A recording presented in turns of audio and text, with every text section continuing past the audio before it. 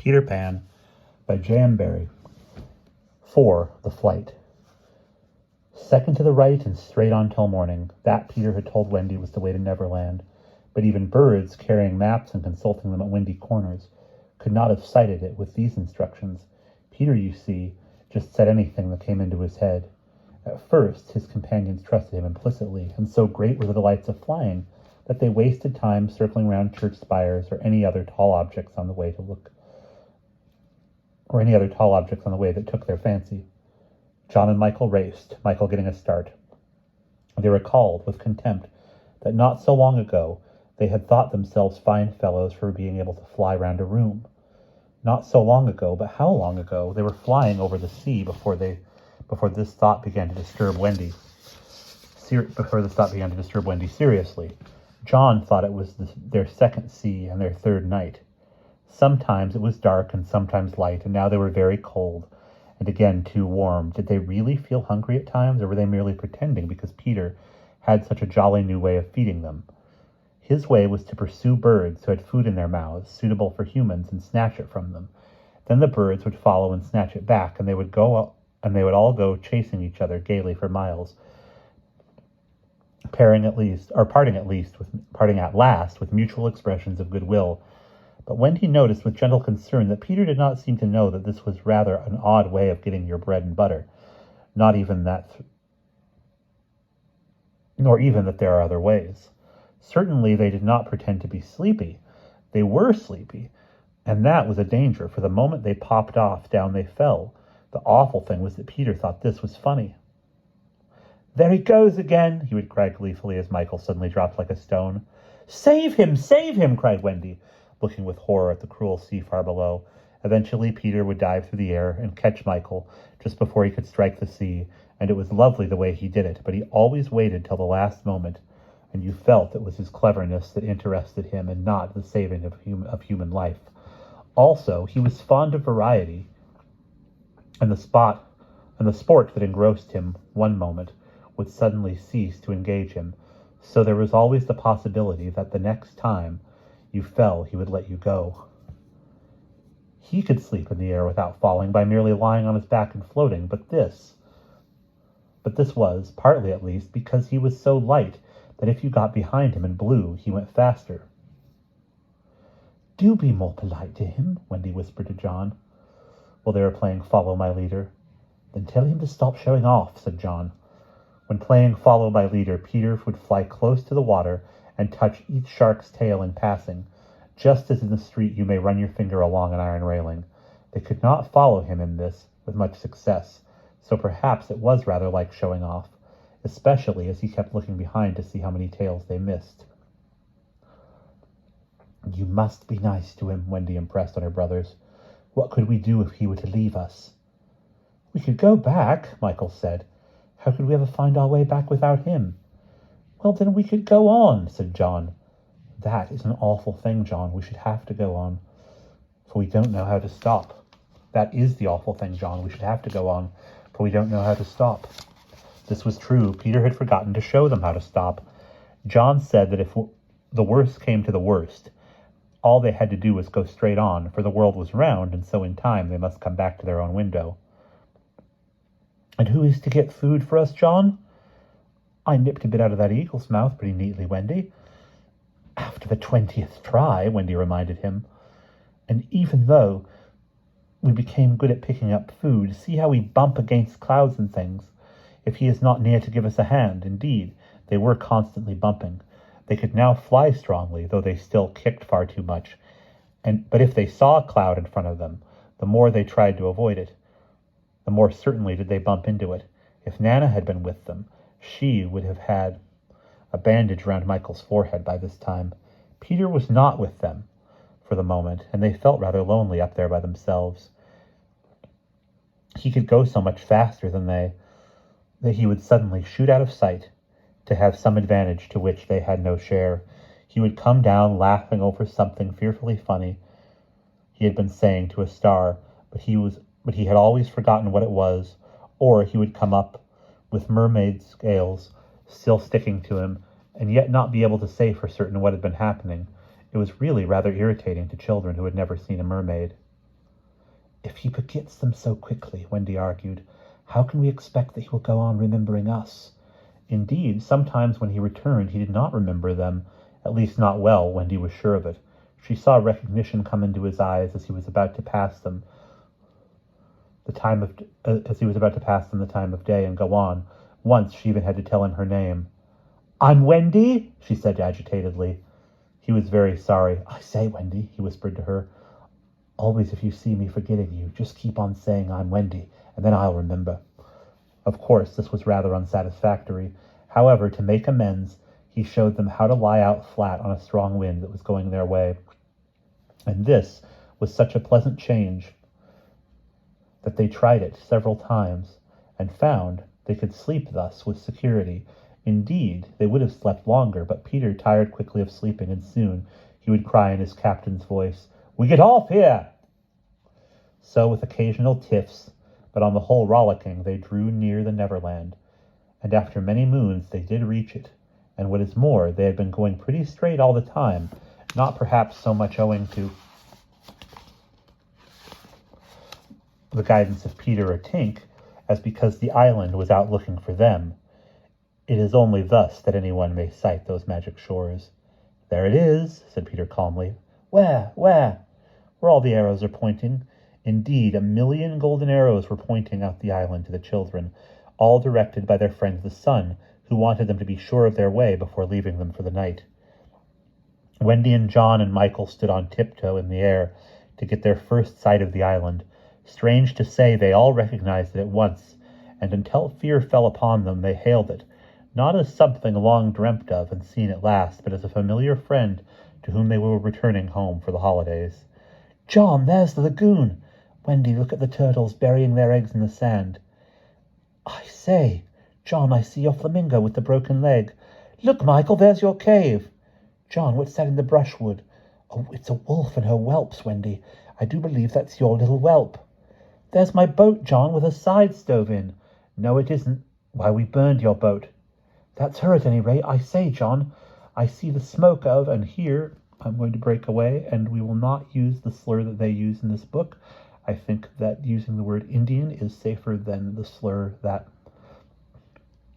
J.M. Barrie used. This was written more than 100 years ago, so we will say Indian rather than the word that they use. I say, John, I see the smoke of the Indian camp. Where? Show me. I'll tell you by the way the smoke curls whether they are on the warpath. There, just across the mysterious river. I see now, yes, they are on the warpath right enough. Peter was a little annoyed with them for knowing so much, but if he wanted to lord it over them, his triumph was at hand. For have I not told you that anon fear fell upon them? It came as the arrows went, leaving the island in gloom. In the old days at home, the Neverland had always begun to look a little dark and threatening by bedtime. Then unexplored patches arose in it and spread. Black shadows moved about them. The roar of the beasts of prey was quite different now, and above all, you lost the certainty that you would win. You were quite glad that the night lights were on. You even liked Nana to say that this was just the mantelpiece over here, and that the Neverland was all make-believe. Of course, the Neverland had been make-believe in those days, but it was real now, and there were no night lights, and it was getting darker every moment. And where was Nana? They had been flying apart, but they huddled close to Peter now. His careless manner had gone at last. His eyes were sparkling, and a tingle went through them every time they touched his body. They were now over the fearsome island, flying so low that sometimes a tree grazed their feet. Nothing horrid was visible in the air, yet their progress had become slow and labored, exactly as if they were pushing their way through hostile forces. Sometimes they hung in the air until Peter had beaten on it with his fists. They don't want us to land, he explained. Who are they? Wendy whispered, shuddering. But he could not or would not say. Tinker Bell had been asleep on his shoulder. But now he wakened her and sent her on in front. Sometimes he poised himself in the air, listening intently with his hand to his ear, and again he would stare down with his eyes so bright that they seemed to bore two holes to earth. Having done these things, he went on again. His courage was almost appalling. Do you want an adventure now? He said casually to John, or would you like to have your tea first? Wendy said, "Tea first," quickly, and Michael pressed her hand in gratitude. But the braver John hesitated. "What kind of an adventure?" he asked cautiously. "There's a pirate asleep in the pampas, just beneath us," Peter told him. "If you like, we'll go down and kill him." "I don't see him," John said after a long pause. "I do." "Suppose," John said a little huskily, "he were to wake up?" Peter spoke indignantly. "You don't think I would kill him while he was sleeping? I would wake him first and then kill him. That's the way I always do." "I say, do you kill many?" "Tons." John said, "How ripping," but decided to have tea first. He asked if there were many pirates on the island just now, and Peter said he had never known so many. "Who's captain now?" "Hook," answered Peter, and his face became very stern as he said that hated word. "Jas Hook, aye." Then Michael began to cry, and even John could speak in gulps only, for they knew Hook's reputation. "He was Blackbeard's boatswain," John whispered huskily. "He was the worst of them all. He was the only man of whom Barbecue was afraid." "That's him," said Peter. "What's he like? Is he big?" "He's not so big as he was." "How do you mean?" "I cut off a bit of him." "You?" "Yes, me," said Peter sharply. "I wasn't meaning to be disrespectful." "Oh, all right. But I say, what bit?" "His right hand." "Then he can't fight now?" "Oh, can't he just? Left-hander?" "He has an iron hook instead of a right hand, and he claws with it." "Claws?" "I say, John," said Peter. "Yes." "Say, aye, aye, sir." "Aye, aye, sir." "There is one thing," Peter continued, "that every boy who serves under me has to promise, and so must you." John paled. "It is this. If we meet Hook in open fight, you must leave him to me." "I promise," John said loyally. For the moment, they were feeling less eerie, because Tink was flying with them, and in her light they could distinguish each other. Unfortunately, she could not fly so slowly as they, and so she had to go round and round them in a circle in which they moved as a halo. Wendy quite liked it until Peter pointed out a drawback. "She tells me," he said, "that the pirates sighted us before the darkness came and got Long Tom out." "The big gun?" "Yes. And of course they must see her light. If they guess we are near it, they are sure to let fly." "Wendy? John? Michael!" "Tell her to go away at once, Peter!" they cried simultaneously, but he refused. "She thinks we have lost the way," he replied stiffly, "and she is rather frightened. You don't think I would send her away all by herself when she's frightened?" For a moment the circle of light was broken, and something gave Peter a loving little pinch. "Then tell her," Wendy begged, "to put out her light." "She can't put it out. That is about the only thing fairies can't do. It just goes out itself when she falls asleep, same as the stars." "Then tell her to sleep at once," John almost ordered. "She can't sleep except when she's sleepy. It's the only other thing fairies can't do." "Seems to me," growled John, "these are the only two things worth doing." Here he got a pinch, but not a loving one. "If only one of us had a pocket," Peter said, "we could carry her in it." However, they had set off in such a hurry that there was not a pocket between the four of them.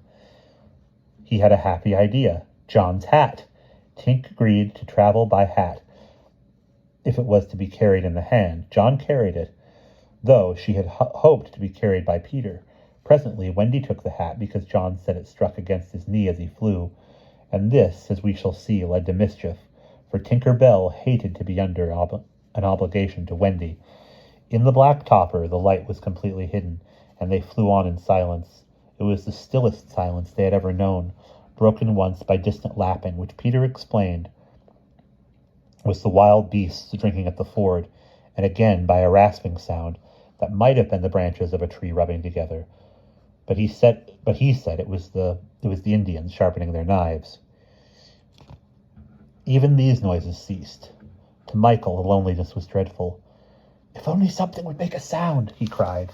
As if in answer to his request, the air was rent by the most tremendous crash he had ever heard. The pirates had fired Long Tom at them. The roar of it echoed through the mountains, and the echoes seemed to cry savagely, "Where are they? Where are they? Where are they?" Thus sharply did the terrified three learn the difference between an island of make-believe and the same island come true. When at last the heavens were steady again, John and Michael found themselves alone in the darkness. John was treading the air mechanically, and Michael, without knowing how to float, was floating. "Are you shot?" John whispered tremulously. "I haven't tried yet," Michael whispered back. We know now that no one had been hit.